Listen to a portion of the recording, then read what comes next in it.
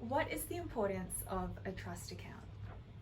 A trust account is a means by which solicitors can hold money on behalf of a client or third parties. Sometimes they hold it as a stakeholder, that is, for two or more parties. What is trust money? Trust money is defined by the Legal Profession Act as any money entrusted to a legal practice in the course of or connection with the provision of legal services, and can include such things as monies held on account of costs, controlled money, or transit money. What is not trust money? Trust money that doesn't fall within the definition under the Act is money that is held for and on behalf of the firm or associates in the provision of financial services. How should I establish a trust account? You will need, of course, the approval of the Queensland Law Society, and you will need to utilise an approved deposit institution. Now, those institutions can be found on our website. What are some of the matters I need to have regard to when holding or dispersing trust funds? Well, we must always identify who is entitled to the trust fund. Now, that could be the person who has deposited the fund, or it could be others, depending upon the terms on which the deposit has been made. What do I do if there is a deficiency in the trust account?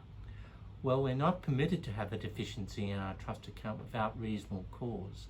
And if we do have a deficiency, then we are required to report that to the society. Can I have a trust ledger in false names? No, we can't. How and why should I withdraw by electronic funds transfer? Before utilising electronic funds transfer, we will need the permission of the society to do so. It can be utilised in a means to permit, for instance, the use of money through e-settlement platforms. What is transit money? Transit money is that money held either in form or cheque by which we've collected, for instance, at a settlement, let's say in the payment of rates, and we are holding it pending the release to a third party. What is power money? Power money is that money which we utilise for and on behalf of those who may have a power of attorneyship. Why do I need a written direction of monies? Well, as I've said previously, we hold the money for and on behalf of either depositor or a third party. A written direction permits us to utilise it in a certain manner. What should I consider when withdrawing legal costs from trust money? We should consider whether we're entitled to those legal costs.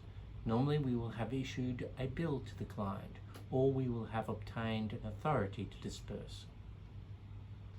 What do I do about unclaimed monies? Under the Act, there is a mechanism for the receipt of those unclaimed monies by the public trustee, but it does require us to undertake various attempts to find the beneficiaries of those funds. What should be done when commencing a practice?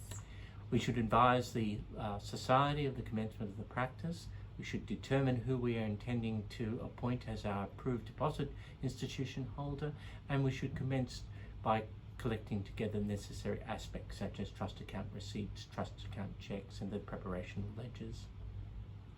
What should be done when ceasing a practice? When ceasing practice, we will need to inform the society and to undertake a final preparation of a report for the society. What trust account reports are needed?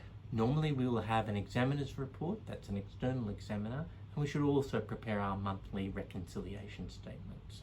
There are other reports required, and you should look at the Queensland Law Society site for those reports. Where can I get further assistance? You can get further assistance for our trust account division, alternatively through the trust account consultancy service, or certainly you can examine the book that is on the website on Trust Account Guide. Thank you, Stafford.